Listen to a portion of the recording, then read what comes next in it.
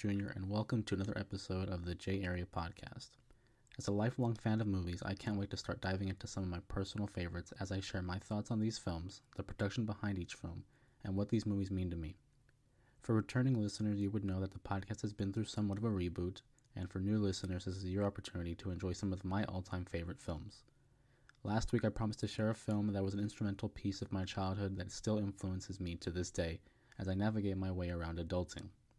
So if you're listening to this episode, you would know that I have chosen to revisit Sam Raimi's original Spider-Man film released May 3rd, 2002. Although he is widely recognized as the individual who introduced audiences to the Evil Dead franchise in the early 80s, at the age of 21 no less, Sam Raimi was able to establish himself as a director that introduced Spidey to a whole new generation of fans. Raimi was deemed a popular choice for the role of director as he is an avid comic book collector with over 25,000 comic books in his possession. I think it's safe to say he knew a thing or two about these characters. The film itself had been under production since the mid-70s, but due to licensing and financial issues, it would have to wait a few decades before being finally made. Directors such as Tobe Hooper, who directed the original Chainsaw Massacre, Joseph Zito, responsible for the cult favorite Friday the 13th Part 4, and even James Cameron were all attached at one point to helm the first Spider-Man film. And these are just the names that were considered early on. I mean, once Columbia Pictures was able to secure the rights to the film and begin production on it, names like Chris Columbus, who did the first set of Harry Potter movies, M. Night Shyamalan, Michael Bay, and even Tim Burton were all considered before the powers that be decided that Raimi was the one for the job.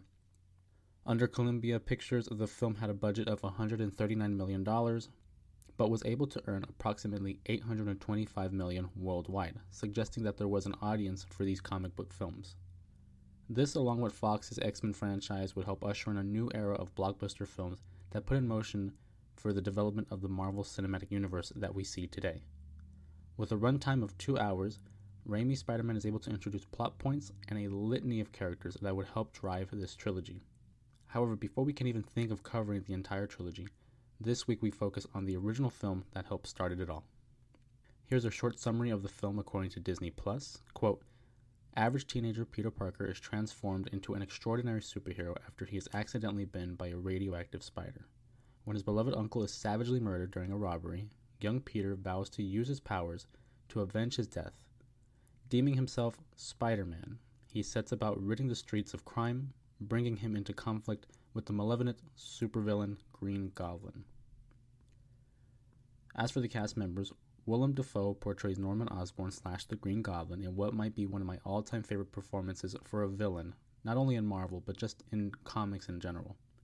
Dafoe was so dedicated to the role that he would actually perform 90% of his own stunts, something he would also do nearly 20 years later in No Way Home. Rosemary Harris and Cliff Robertson were given the task of bringing Aunt May and Uncle Ben Parker to life for this live-action adaptation, and J.K. Simmons is the iconic J. Jonah Jameson, as he is able to steal every scene he appears in with his witty one-liners and the overall performance he provides as the lead editor for the Daily Bugle. A young James Franco was casted as Peter Parker's best friend, Harry Osborn, who endures one of the more fascinating character developments throughout this franchise. Mary Jane Watson, who is an aspiring young actress and Peter Parker's next-door neighbor, and someone he's had a crush on for many years, is played by Kristen Dunst. Finally, Tobey Maguire is Peter Parker / Spider-Man in what has become a career-defining role as he leaves a performance that I would consider to be the quintessential example of who the character is. Oh yeah, and quick side note, although they play high school seniors, Tobey Maguire was 26, James Franco was 23, and Kristen Dunst was 19, all at the time of this filming, just demonstrating how crazy it is that the age gap was, that substantial for guys like Toby and James Franco, and they were expected to play, these teenagers. And one note that I thought was interesting was Tom Holland right now is the age that Tobey Maguire was for that first film. And now having seen Tom Holland in, maybe 6 films already, and this was Tobey's first, it's just amazing how that works out 20 years later. For any film, especially something as monumental as, the first big blockbuster film that a Marvel movie has been associated with, I like to discuss the what-ifs regarding the cast. For example, the filmmakers wanted someone who was not extraordinarily tall or handsome as Christopher Reeve, as they wanted to cast someone who possessed the heart and soul of the character, so audiences could not only identify with Spider-Man, but become more invested in the character himself. Aside from Tobey Maguire, the studio expressed interest in actors such as Freddie Prinze Jr., Chris O'Donnell, who was known for his performances as Robin in Batman Forever and Batman and Robin, Ewan McGregor, who's also known as Obi-Wan Kenobi, future Joker Heath Ledger, and even Leonardo DiCaprio at one point. Ultimately, Maguire was chosen by Raimi for his performance in The Cider House Rules, but ironically enough, Maguire had never read a Spider-Man comic book at that point. He took the role solely because he really enjoyed the script itself. Now taking a look at Spider-Man's arch-nemesis, Norman Osborn / the Green Goblin, who we all know will be forever intertwined with the talented Willem Dafoe, but the role was considered for guys like Jason Isaacs, who was known for Lucius Malfoy in the Harry Potter series, Nicolas Cage years before he portrayed Ghost Rider, and even John Malkovich, who was penciled in to portray the Vulture in Sam Raimi's cancelled Spider-Man 4 movie. Although a part of me could see each of these actors being able to pull off the role, I think we can all agree that no one regrets the decision of having casted Dafoe in this role. And I know it isn't necessarily a what-if in terms of the cast, but I did find this interesting. In 2013, during an interview, Hugh Jackman revealed that there were internal plans to have his Wolverine appear for a cameo, but because the filmmakers were unable to obtain the costume that he wore in the first X-Men film, this idea was scrapped. Oh, what could have been, right? Not all is lost, as Spider-Man not only introduced iconic characters to a worldwide audience, but the story is not just a traditional origin story of the character, but there are several underlying themes that help drive this film. It cannot be stated enough how much the film revolves around one's ability to mature and accept the responsibilities that come with it. During the beginning of the film, Peter is a shy, awkward teen who's also a nerd and struggles to defend himself from those around him.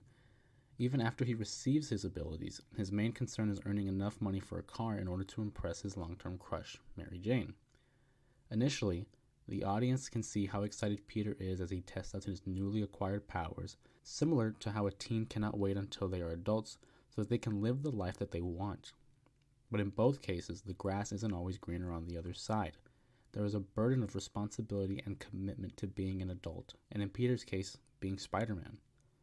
This next phase of his life is not as glamorous as he thought, as Peter must now learn to balance his studies, personal relationships, his work life, and fighting crime all at once to ensure he is making the most of his abilities. Once he assumes the role of Spider-Man, Peter recognizes that he is no longer like the other teens, as his Uncle Ben assured him that with great power comes great responsibility. And speaking of Uncle Ben, the last conversation he and Peter had outside of the library is so pivotal to this story for so many reasons. The obvious being is it's the scene where he says the famous line, but it's so much more than that, as it serves as the main point where so many of these themes line up. Of course, it is the heart of one's maturity and sense of responsibilities, but it also demonstrates the importance of a father figure during these young adolescent years. Uncle Ben is the epitome of this type of father figure, that one needs to value these essential morals, thus helping them become the individual that they will be for the rest of their lives. There is a sense that money was never the focus for his worries, as it was more about taking care of the ones he loved. And although he may not have been Peter's biological father, he still employs the necessary lessons a son requires from their father. That's why it's just so heartbreaking to see how Peter completely disregards the lesson that his uncle is trying to teach him. Rather than heed the advice he is given, he yells at Ben to stop pretending to be his father and unknowingly proves his point. Due to Peter's parents passing away, Ben is left with the responsibility of raising Peter as he was his own. Ben now has the ultimate power of influencing a young mind and preparing him for the world that awaits him, thereby demonstrating the importance of the responsibility that comes with this. I also find it interesting how the alias of Spider-Man is also a metaphor for puberty, as Peter's body is now changing, and he goes through from being this awkward and nerdy kid one day and then becomes a heightened version of himself. And it's also, referenced in the conversation in the car outside the library where Uncle Ben references that, like, you're changing, I went through the same thing. And then Peter makes this, kind of comment of, no, not exactly. But in a sense, this film is the ultimate coming of age story that helps audiences understand why having key mentors and individuals in our lives makes all the difference during these formative years. This is also supported with the character of Norman Osborn, as the lack of attention he gives Harry is seen throughout several scenes. Norman's attention is focused on Oscorp as it is being sold to his competition, Quest. This not only drives Norman toward a point of no return, but it also takes precedence over his own personal relationships. It's not until Harry provides Norman a bit of reasoning to target Peter that he then provides Harry the attention he's always wished for. And what is a touching moment for Harry is actually a ploy in the scheme that is the Green Goblin. Where Ben Parker focused on respect and love, Norman Osborn is much more concerned with power and fear. There is an ongoing theme as to Norman taking Peter under his wing and offering to be another father figure in his life after Ben is murdered. Seeing how intelligent and driven Peter is, this grabs Norman's attention and thus straying away from his own son Harry. This, along with Peter's feelings for MJ, it really plants the seeds for the inevitable fight between these two best friends.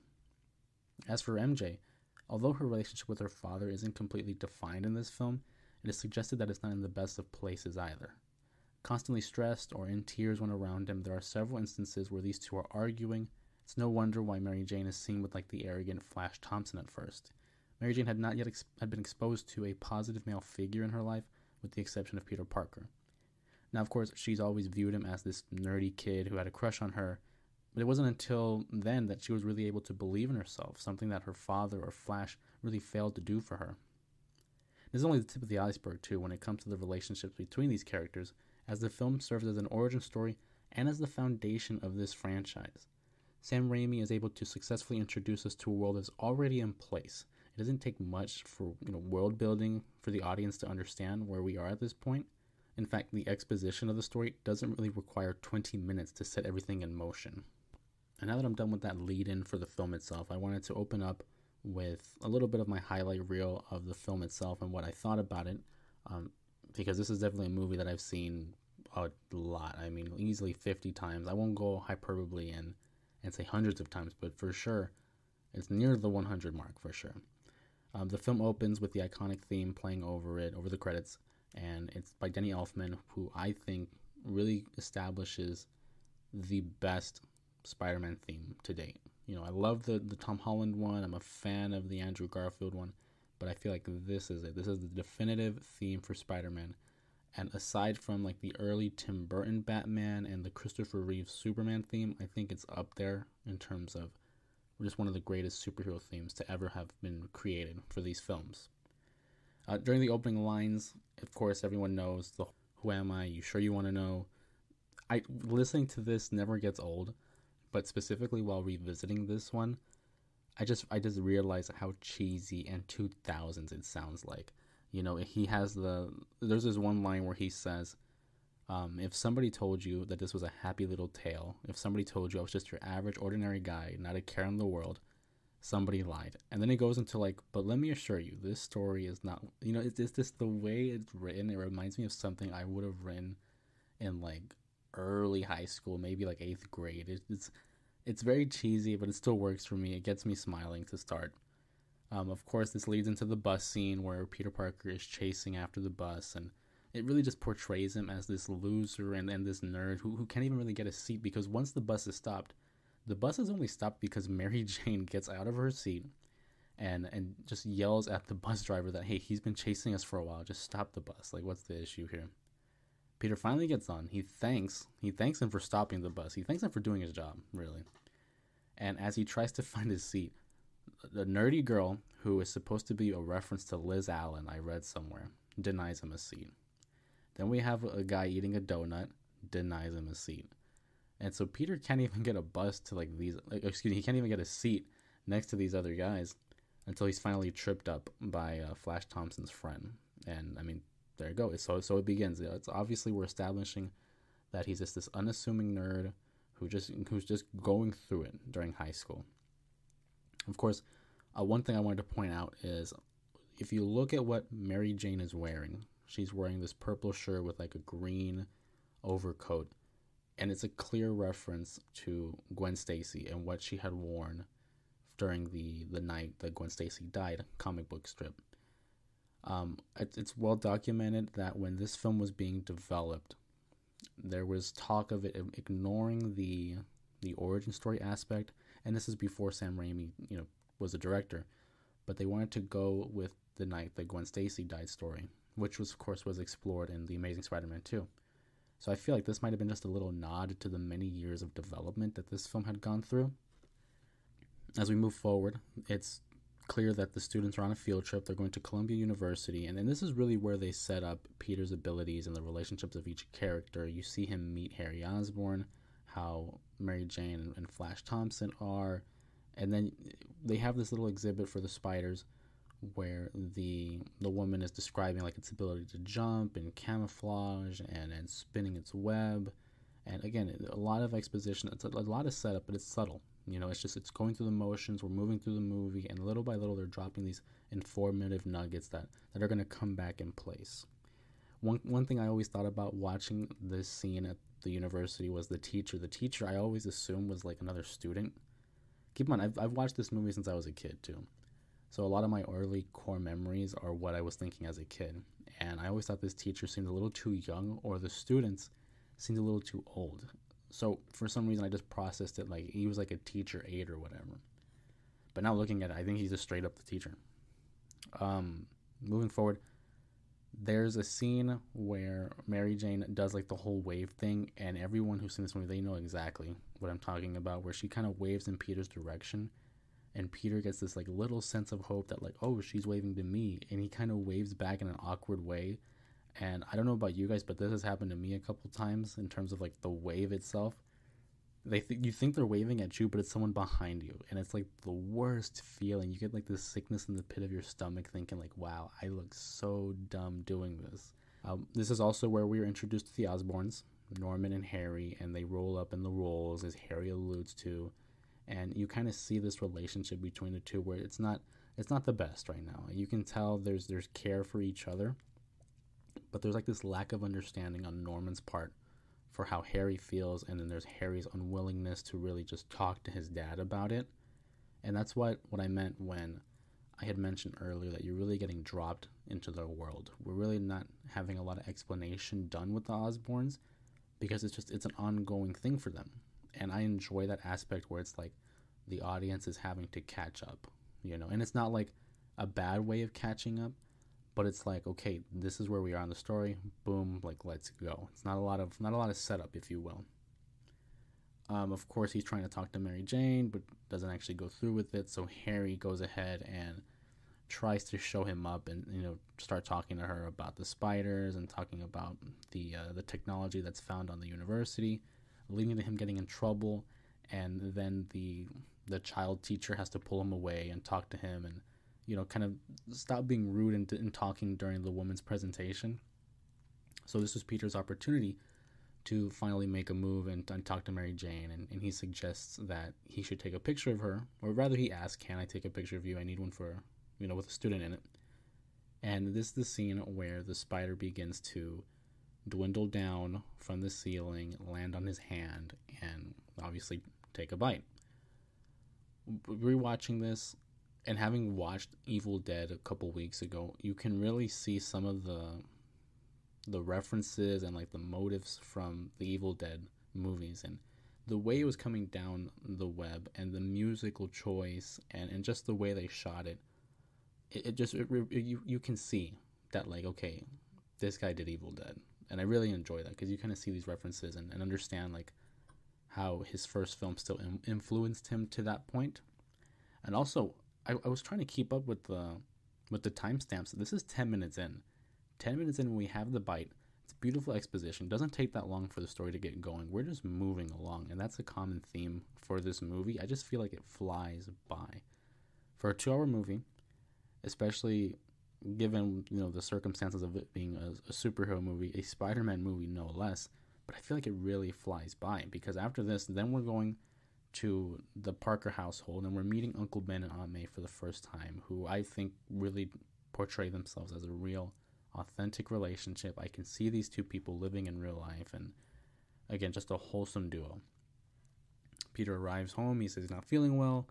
They ask him if, do you want something to eat? He says, no thanks, I already had a bite, which I still smile at because I just think that's so dumb, but it's like funny. It's the kind of corny humor you would expect from like a nerd like this guy.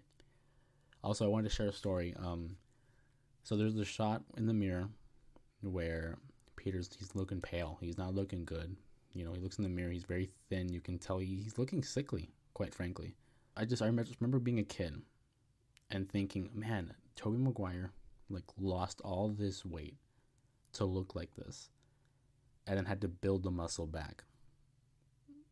Like as if it was like they had to put a pause in the production of the movie. I'm thinking like, again, keep in mind I was a kid. Like I was 4 years old when this movie came out. But I'm thinking they had to pause production for the film. They had to pause the filming so that he can regain muscle, not realizing it's probably CG. But again, that's how my mind worked as like a little, kid. We then go back to Oscorp, and this sets up how Norman's relationship with his higher ups are. They don't really, they flat out tell him to his face that they don't support him, that it was their predecessor who supported him, and that in 2 weeks, if they don't have a successful human trial for this project that they're working on that is dealing with enhancements and a glider and exoskeleton suit, that in 2 weeks, if they don't have a successful human trial, they're going to pull the plug. So you now see Norman with this sense of urgency and that, okay, like, this is my life's work. Like, I built this company on my back, and you're just going to pull the plug? No, he's not going to have it. So later that night, he and his assistant, Dr. Strom, are by themselves, and Norman Osborn's about to take the serum himself. And he tells Dr. Strom that, like, sometimes you got to take matters into your own hands, because in 2 weeks, Oscorp could be dead. We're going to be done. So he takes the matter into his own hands. This is a serious scene. Like, you can see, like, the sense of urgency that Norman is displaying here. But they have one line. I don't know why he does this. He has one line where it just kind of, I don't want to say ruins it, but it pauses the seriousness. As they're strapping in Osborn into the chamber, they have like these two metallic bands that are going to go over his rib area just to hold him in place. And there's a slight pause where Willem Dafoe gasps and he says, "Oh, it's cold." And I just, again, it gets me popping every time. It makes me laugh because it's like, this is a serious scene. Like, we're about to see him in seconds. We're about to see him begin to seize and just violently shake and have his eyes roll in the back of his head. And again, just really demonstrating how dedicated Willem Dafoe was to this role. Like, he goes all out for his performances, not only as Norman, but as the Goblin as well. His heart rate elevates, it then flatlines, it leads to Dr. Strom panicking. He pauses the process and then begins to administer CPR and chest compressions to revive him. But then Norman just, again, wakes up and violently throws Dr. Strom through the chamber, through a rack of equipment, and basically jumps up with this like devilish smile and leaps and dives for Dr. Strom. Of course, we don't see the dive because it then cuts away back to Peter, who was asleep the time during this process for Norman, which I think is also interesting that Peter Parker and Norman Osborn both transform into their respective alter egos the same night. And it's just that sense of mirroring and then the irony. It's really just poetry at this point. Again, looking at the timestamp, the first 20 minutes, we now have our protagonist and our antagonist in 20 minutes. Like, dude, this movie is moving by. It's flying. Peter wakes up in his room, as I mentioned. He gains eyesight, and he's putting on his glasses, so it's like no longer needed because he can see without him, which honestly I wish was the case for me, because I've lived with glasses like since I was 3 years old. So seeing him having like putting them on and then I don't need them. Like that's amazing. I always thought that was cool. So he gains eyesight. He's absolutely shredded. He wakes up, this is like the best shape of his life. So he's leaving for school now. And Uncle Ben reminds him that, like, hey, don't forget we're painting the kitchen, which we'll get to, of course, later. He leaves his house, and Mary Jane leaves hers, respectively. And she's obviously in tears because her dad or her stepdad is never really established again. But she's leave crying. And in the corner of the screen, you can see Ash Williams, his car from the Evil Dead franchise, of course, which is a staple of Sam Raimi. He always has that same car in his films. He's had it in Drag Me to Hell. He had it in Doctor Strange 2. Of course, the Evil Dead franchise. He's always had it in his movies. And I love that little tidbit and that little reference that he has, including that car everywhere. Peter's kind of following Mary Jane to like the bus stop, which is, again, in hindsight, it's pretty awkward. It's pretty weird. And he debates about talking to her, and he kind of gets in his own head, like, how would I talk to her? How would I greet her? And in the midst of this, she gets picked up by one of her friends in a car. And again, he's just left there in the street by himself, watching her leave, missed opportunity. And then off to his left, here comes the bus again, a callback to the first scene. Begins running after it, starts slapping his hand on the side of it, trying to get just trying to get their attention, and start banging on the side to get the driver's attention. But this time, his hand, it sticks to the paper on the side of the bus, and he kind of looks down and he notices like it's sticky, like he now has a grip on that paper for some reason. And then we keep transitioning to the movie. We go back to the Osborn residence. A lot of back and forth with these scenes between Norman and Peter, but Harry finds his father on the ground, out. Doesn't remember what happened last night.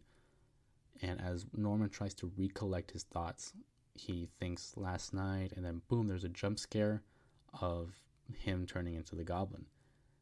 And this is like, as a kid, like, man, that's such a good jump scare. And again, it's a reference back to his Evil Dead days. Sam Raimi, a horror director, you can see a lot of his horror elements in these films, and I just think it's a great scene.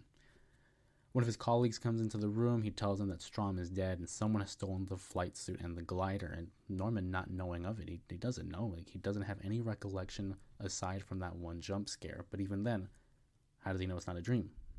So now we're dealing with the psyche of Norman Osborn.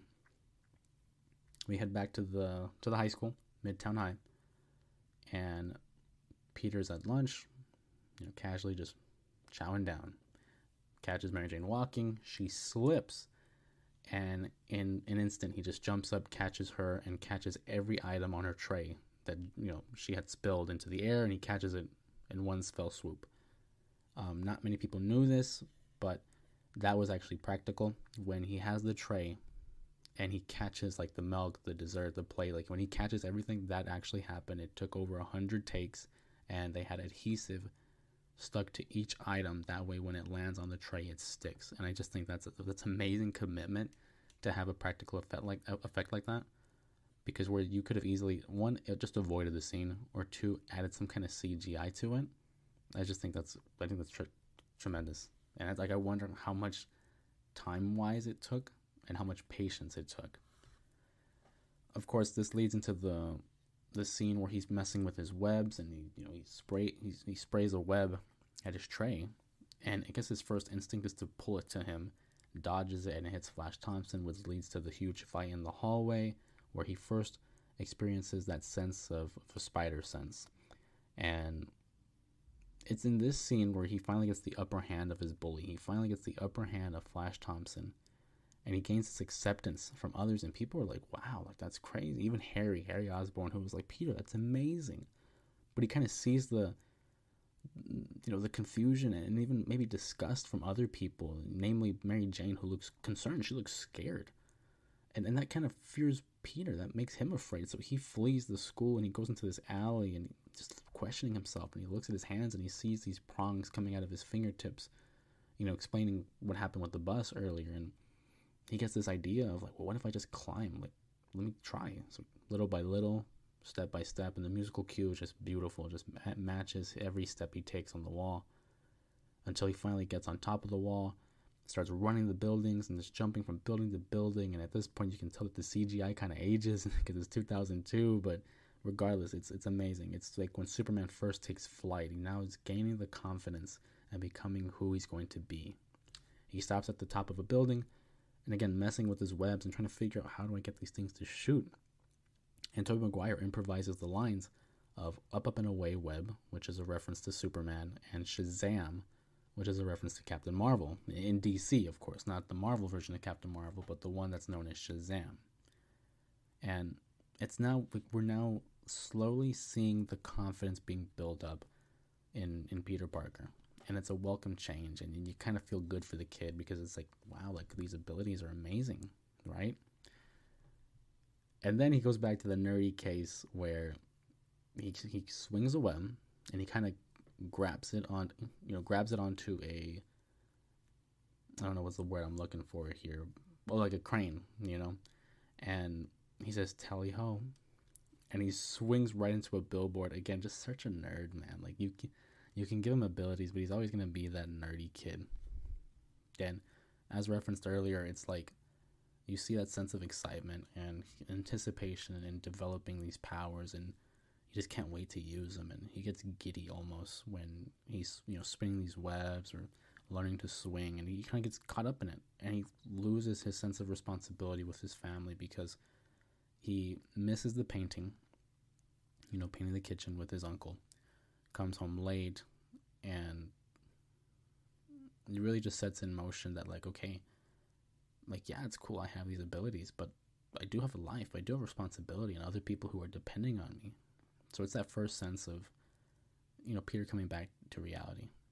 And it's in this scene where he overhears the Watson's residents going through an argument again. And he kind of has this conversation with Mary Jane about their futures and what they're looking forward to do. And these, Sam Raimi and this film is just so good at these scenes where it's just talking. They're just establishing where these characters are at in that moment, and then how they're feeling and what they're thinking. And Peter Parker, it's the same person. Peter Parker mentions how he wants to move into the city and become a photographer and work through college, and you really sense a connection between him and Kristen Dunst's Mary Jane. And I think Tobey, again, I can never speak highly enough of him. I think he shines as this nerd, and I always just found him real genuine in these movies. And he looks at Mary Jane and he tells her that he thinks she's going to make Broadway. He thinks that she's going to become an actress like she wants to be. And she asks, like, how do you know? Like, why do you see that? And he says, sometimes people, you can just see what's coming. And she responds with, well, what do you think is coming for you? And he takes a pause and a breath, and he says, I don't know, but whatever it is, it's something I've never felt before. And it's little comments and little lines like that I love, because it's these subtle remarks that do fit in the conversation that he's having, but obviously as the audience we know what he's referring to, and you can sense like the change that's happening. Obviously he's changing body wise and physical, but you can sense that change in maturity and his thought process and how he's viewing the world and how he's viewing himself. And he's kind of getting closer to Mary Jane and realizing the things that he needs to really impress her, because at this point their conversation is interrupted by Flash with his new car, and it leads to the car montage where Peter thinks he needs to buy a car to impress her, until he finds an ad for a wrestling match. $3,000 for 3 minutes in the ring. He begins designing a wrestling suit, practicing his web shooters on Dr. Pepper bottles. Also, quick side note on the web shooters. Everyone knows that Spider-Man has his own web shooters that he places on his wrists. And for this film, they went with the organic web shooters because they didn't think it was believable that a teenager, in high school, a senior in high school, could develop their own web shooters. So they went the route of the organic route. Certainly something that aged okay. Again, growing up as a kid and not having read a lot of the comics, I thought it was organic to begin with.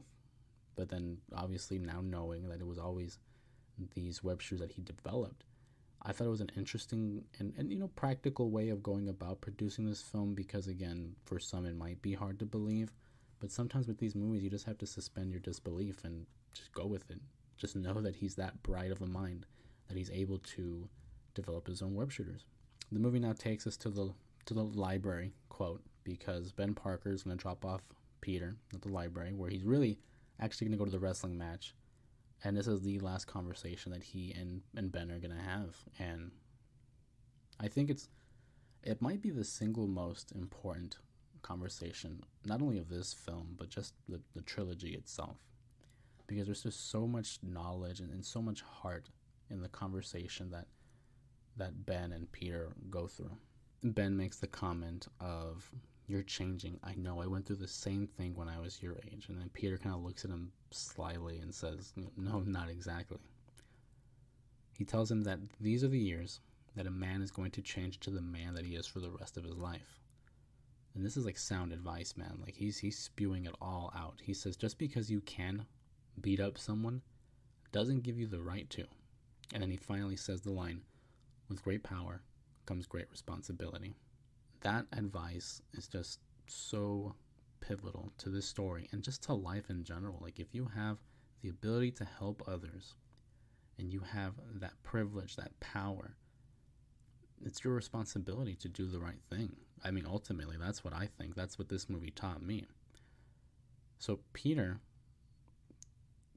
like, it's tough to watch because like Ben is just out here trying to care for his nephew, for his son. Basically, he's raised him, and he says like, "I know I'm not your father," and Peter just yells right back, "Then stop pretending to be."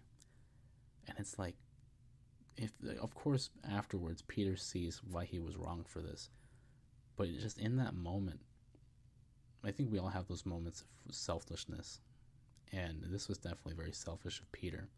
So he leaves the car, and Ben tells him, "I'll pick you up here at 10 o'clock.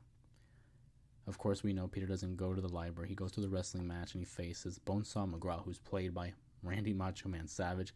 And great casting, by the way. I thought that was fantastic. Just he embodies like what a pro wrestler is, especially around that time.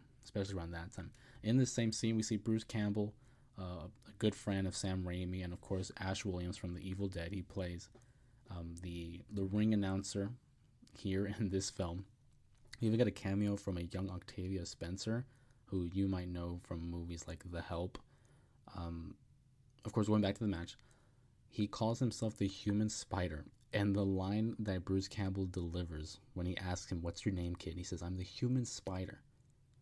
And then Bruce Campbell, in complete disgust, "The Human Spider?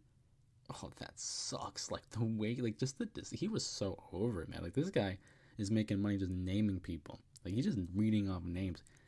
And the fact that he thought that this name was so bad, he was not going to read that name. He gave him the name The Amazing Spider-Man, which is like fantastic. Again, I love the connection, especially for anybody that knows me. They know that I'm a big fan of pro wrestling. So to have pro wrestling and Spider-Man intertwined forever, it's great. It's great.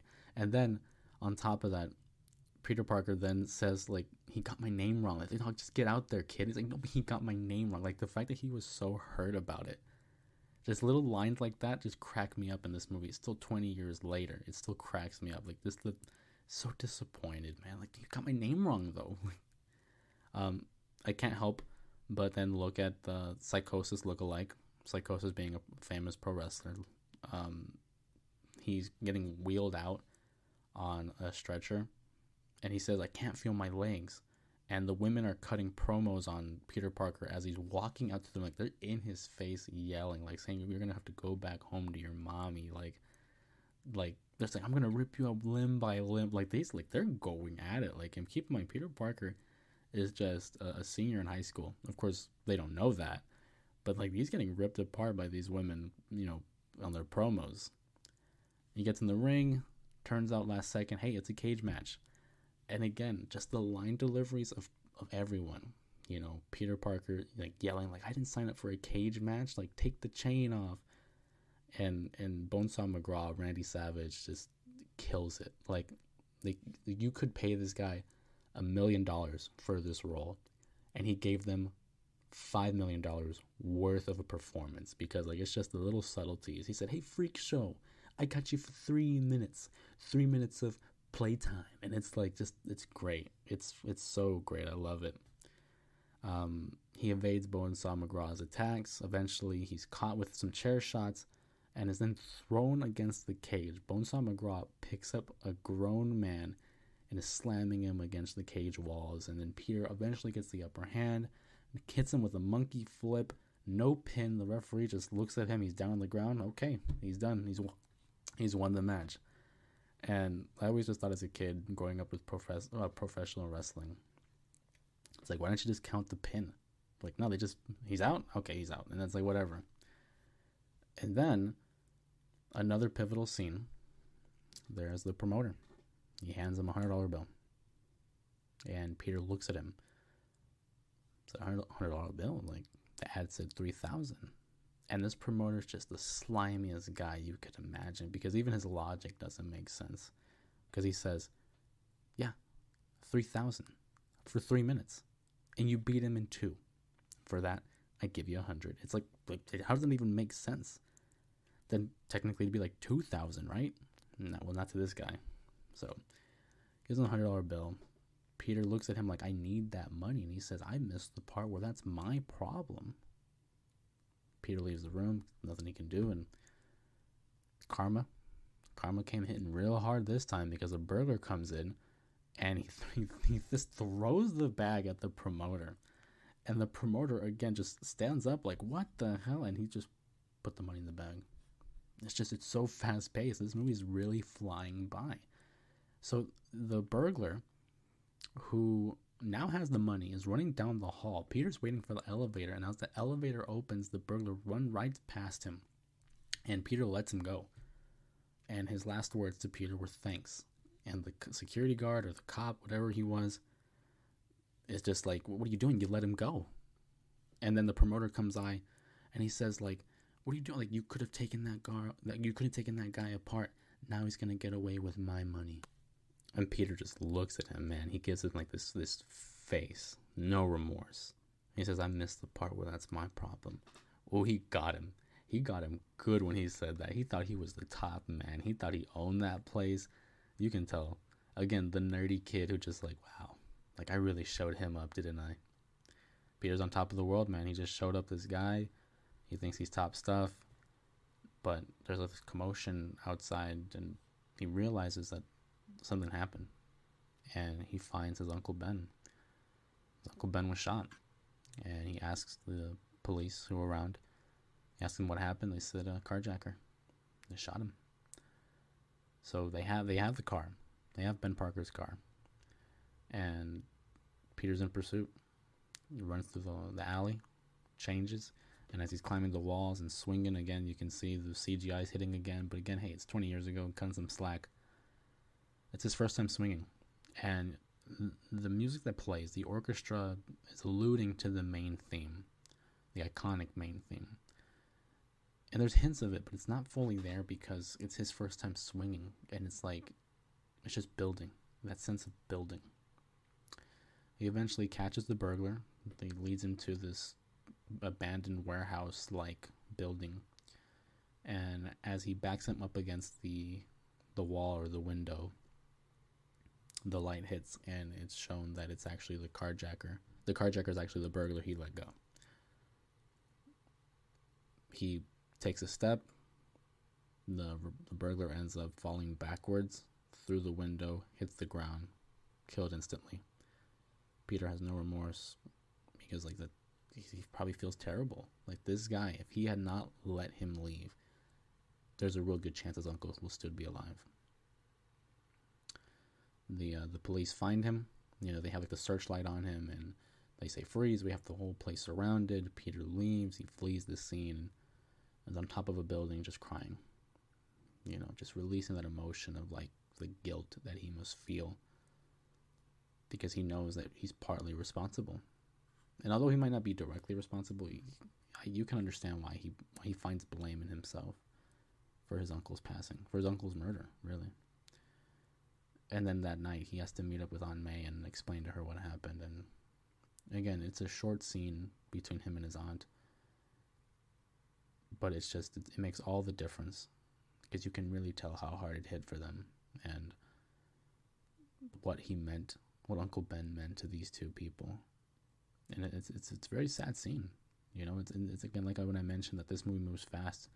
We go from one moment of humor and happiness in a wrestling match to, hey, like, payback when he's talking to the promoter, and then we get this excitement of the action of him chasing after the burglar, and then now we're finally just slowing down and we have to catch ourselves. And At this point, we're at the 51-minute mark, and Peter is graduating from high school, and there's really a sense that like this movie's halfway done now. Norman is there, of course, to support Harry Osborn, but he kind of brushes off Harry for Peter and kind of sends his condolences while also congratulating him. And he says this one line that always sticks with me, and he says, "Commencement, the end of one thing, the start of something new." And of course, it's like a reference to not only them graduating, but you can also interpret it as Spider-Man. He's just around the corner now. Back at home, Aunt May is talking with Peter, and they talk about how much they miss Uncle Ben. And Aunt May tells him like how they both knew that there were great things coming his way. They expect great things from Peter, and it inspires him to create the new spider suit, the Spider-Man suit that we all know. And he's going to begin fighting crime and protecting the people of the city. And it starts getting covered in the news, like all his good deeds and all the action he's fighting. And it gets covered by the news. And now cue J.K. Simmons and as J. Jonah Jameson, who really, like I mentioned earlier, really steals the scene every time he's on. I thought it was expert casting. There are so many quips and so many one-liners that he says that like are just iconic, and it's just hilarious, and there's just like no effort to it. Like, this guy is just real quick with it. We also see at the Daily Bugle, Ted Raimi, brother of Sam Raimi, plays Hoffman, and a young Elizabeth Banks is there playing Betty Brant. And it's in this scene where J. Jonah Jameson finally says that we're going to send out an ad, cash for pictures of Spider-Man. And it leads off into the next scene where Peter catches Mary Jane in the city. She's leaving a diner, and this is where he finds out that she's dating Harry. And he doesn't say anything. So Peter, again, feels a type of way. And like, no, he never mentioned it or whatever. And that kind of sets up the dissension between the two that we'll see throughout the course of this trilogy. Peter starts beginning to sell pictures to the Daily Bugle, and so this is a key scene because it's when he first meets J. Jonah Jameson. But the one line that always sticks with me is not between Peter and J. Jonah Jameson. It's between Betty Brant and JJ. In the middle of the conversation, she calls him on his desk phone, and she says, "Boss, your wife called. The tile in the foyer is out of stock." No hesitation, without missing a beat, he says, tell her to put a rug over it. But it's just like the complete apathy and the quickness that he says to her, tell her to put a rug over it. It's like he's had this conversation before, and I just find it so funny. Next time we see Norman, he is out because they're telling him that they're selling Oscorp to Quest. He says, "You're out, Norman?" He says, "Am I?" So it's already beginning the seeds. It's already starting the thought process of how the Goblin is going to attack them at the festival. He ends up killing the members of the board in the most Raimi way possible. He throws one of his the pumpkin bombs, and it disintegrates them to bone, which is something we don't see until Spider-Man 3, which eventually when I cover that movie, we'll get to it.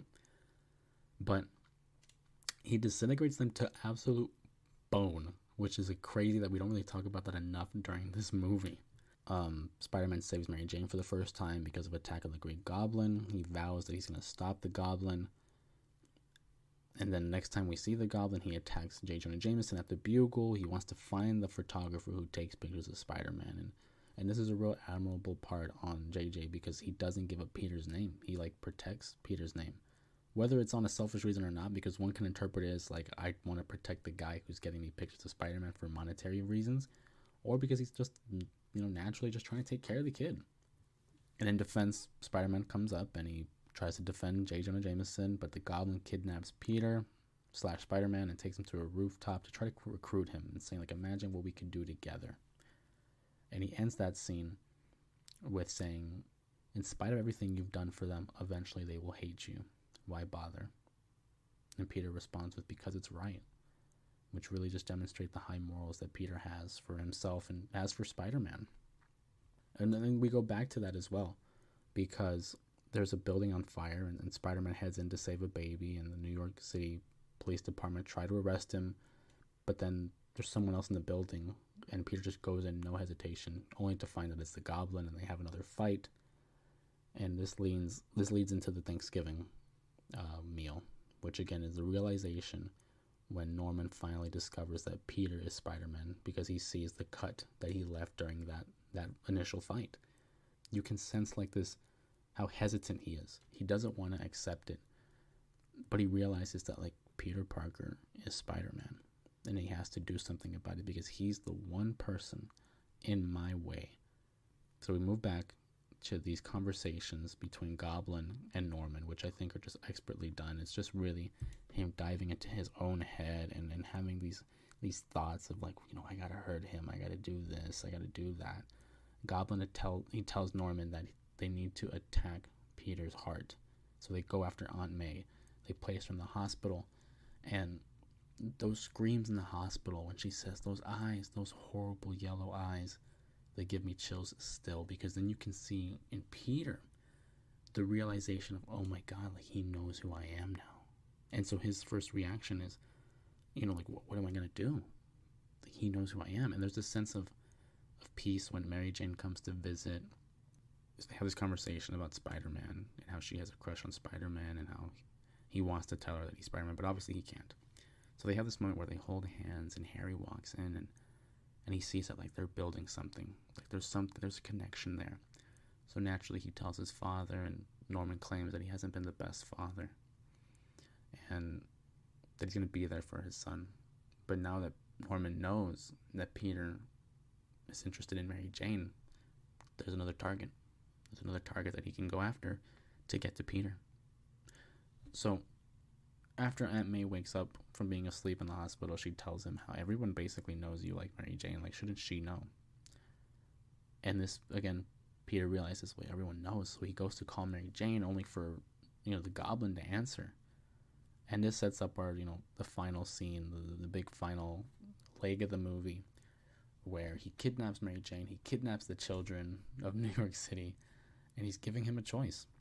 Save the children or the women you love. Which now looking back is definitely an homage to, again, the night that Gwen Stacy died.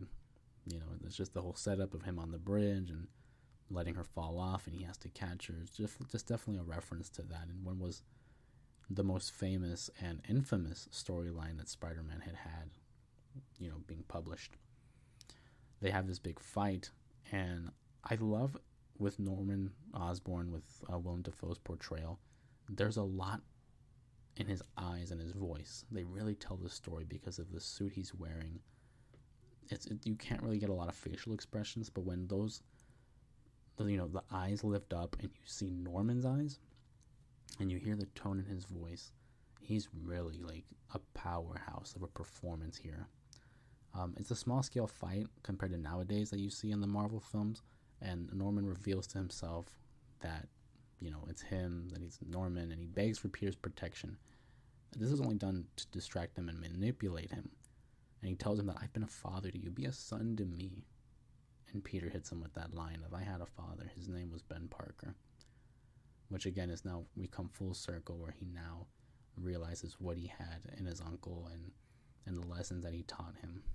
And of course it was all a diversion, and Norman has the glider come up behind Peter to try to impale him, but Peter's spider sense goes off, and the glider then impales Norman, in his dying words being, don't tell Harry about who I was or what I've done. And again, hearkening back to what Mary Jane told Peter earlier when he had found out she was working as a waitress. She said, don't tell Harry. And Harry Osborn you feel bad for him because throughout this whole movie, he just wanted to impress his father. He just wanted to date Mary Jane. He just wanted the approval of his best friend. And they're holding all these secrets away from him. And like you feel bad for him. But again, it leads to the arc that James Franco goes through as Harry Osborn. We then move forward. Peter returns Norman's body at his home, and Harry sees this, and he now has this vendetta against Spider-Man because he believes that he killed his father. He claims that his father was stolen from him and that Spider-Man will pay. He swears on Norman's gravestone that he will pay. But yet he thanks God for Peter because he's been like family to him. So Peter's now stuck in between where his best friend loves and hates him. And he doesn't know how to tell him. How do you tell your best friend, like how do you explain this situation to him? It's just so convoluted and so complex. You really can't. After that, he understands that he has to accept that no matter what he does, no one is safe. The people he cares about the most will always pay. And in the final scene where he stands across from Uncle Ben's grave, Mary Jane comes over, confesses her love for Peter, and they kiss. And he vows to always be there for her and protect her as a friend. And she says, just as a friend. And he says, that's all I can give. Because he knows that he can't put her at risk. He accepts his fate and he walks away. At the same time, Mary Jane now realizes that that kiss seemed familiar, hinting that she kind of knows, or she thinks that he's Spider-Man because of the kiss earlier in the alley. You know, the infamous, or I should say just famous, upside down kiss, which was very uncomfortable for Tobey Maguire because he was really upside down and it was like drowning. It was pouring rain and it was getting through his sinuses. So the kiss itself was not comfortable, apparently. And then as he walks away, he remembers what his Uncle Ben taught him. He says, this is my gift. This is my curse. And he says, who am I?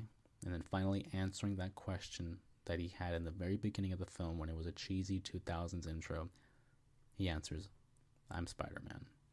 And then the movie ends with him swinging across New York City, and just we now finally have the full orchestra, the full theme playing, and it's just beautiful, man. Like the movie itself, for me, it's like the perfect origin story. And although there are some certain aspects of the film that haven't aged the best, for example, the CGI, the film really set the standard of what like superhero movies could become. And for many, Tobey Maguire's portrayal of Spider-Man is, like I said, the definitive portrayal of the character. It's efficient in its retelling of the classic Spider-Man story, and it's among one of the most endearing comic book films ever produced, at least in my opinion. And personally, it's among the most nostalgic films because it just reminds me of a simpler time, and each time I revisit this film, I'm reminded why I became such a big fan of Spider-Man. And there's just so many, bits and pieces of this movie that I learn every time I watch it, and it's never a dull watch. I love this movie to death. It's by far one of my favorites. Is it my favorite movie? No.